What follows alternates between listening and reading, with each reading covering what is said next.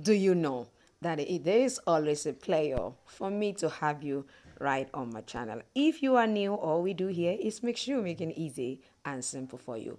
Looking at developing your shoemaking craft in the year 2025, you are at the right place. We simplify pattern cutting and we make everything so seamless. Sit back and I'm gonna be right back. So if you haven't seen my last tutorial, I need you to see it because I taught on how to create this beautiful pattern that you have right on the screen. Hi, my name is Odurole Mojibola and you're welcome to today's tutorial.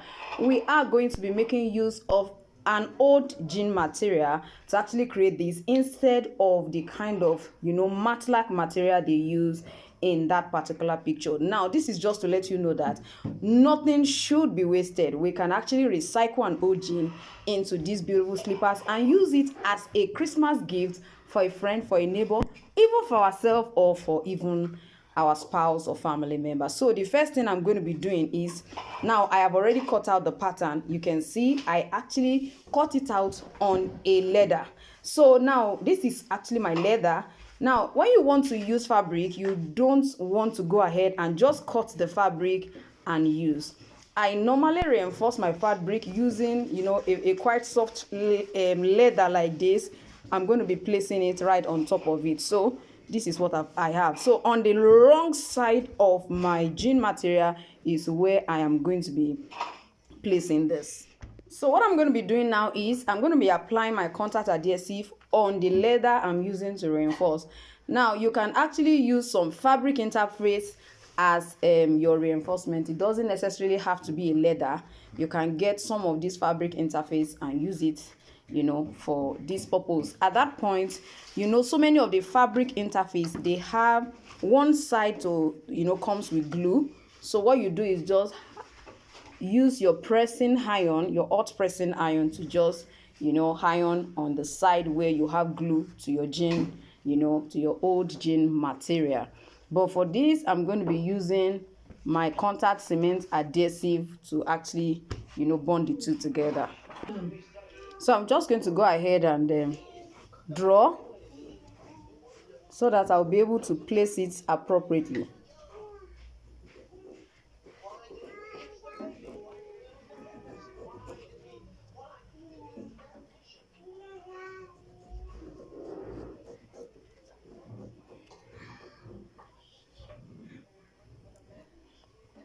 So that's what we have. Don't forget, so I'm going to still extend all around, maybe like about 0.5 centimeter, and that's what I'm presently doing.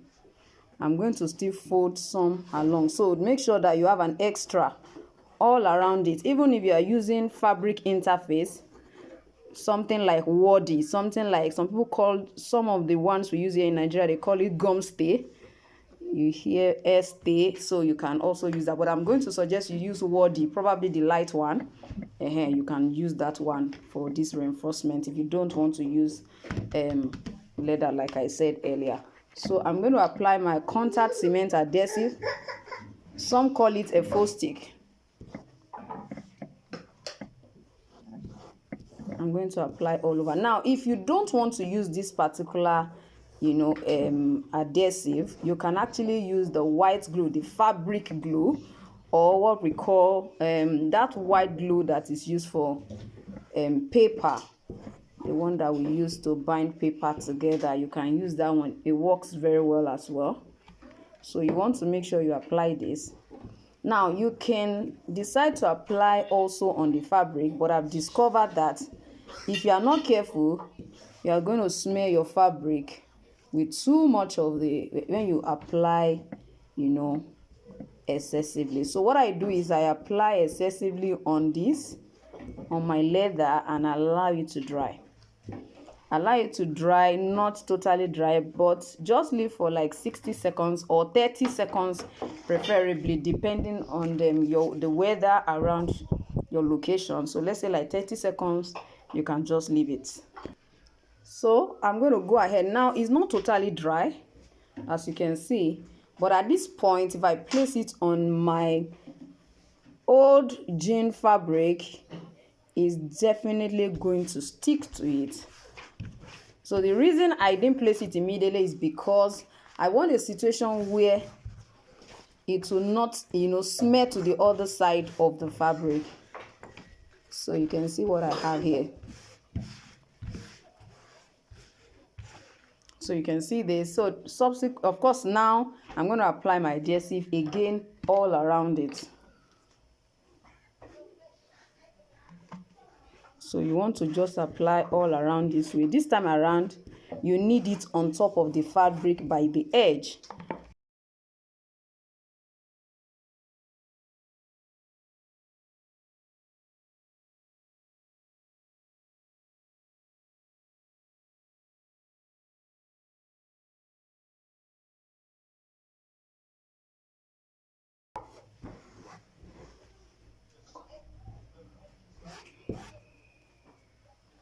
So I'm just going to allow it to dry and then we'll fold.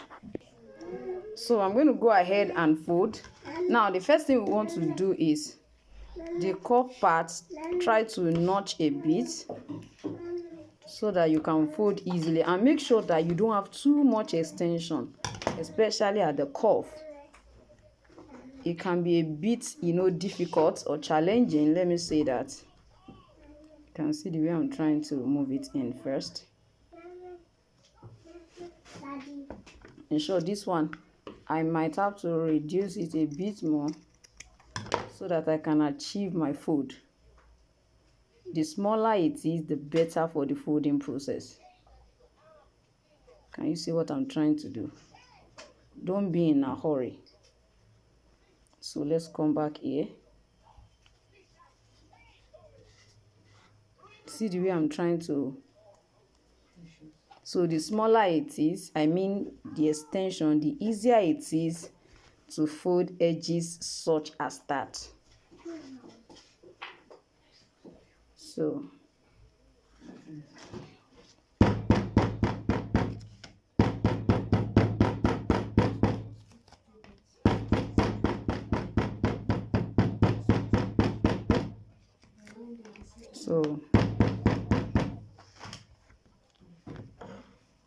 So this is what we have.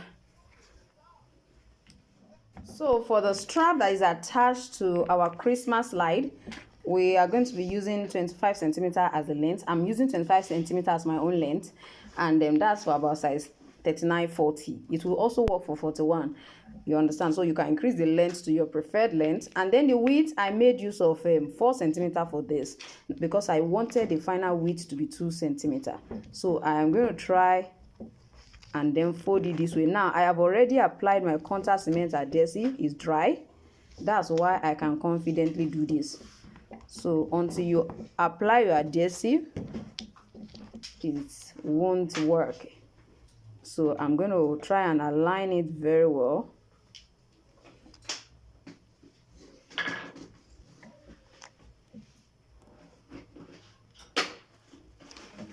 So you want to align it in such a way that they stay very close this way. You can see how close it is.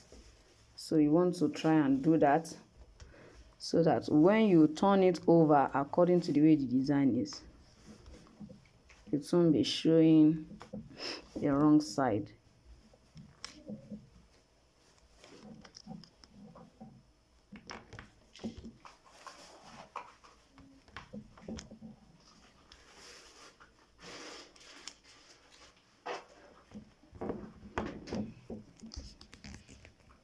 So also now, because I'm making use of a fabric, if I decide to cut it out, there's tendency that it starts fraying.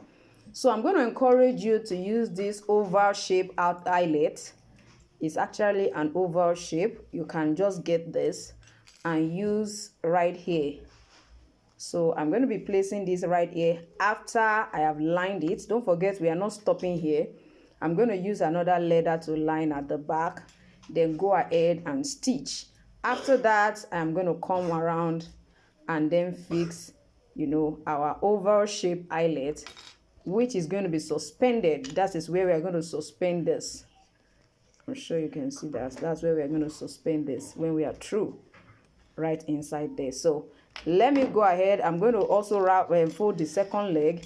Then I'll go ahead, line it and stitch it. Now when I mean line, I'm going to be using this particular leather please don't use fabric to line. I would suggest you don't use fabric, but if you don't have an alternative and you still want to do this, you can do that. But the major disadvantage of using fabric as your lining is just because it frays. Most of the fabric frays.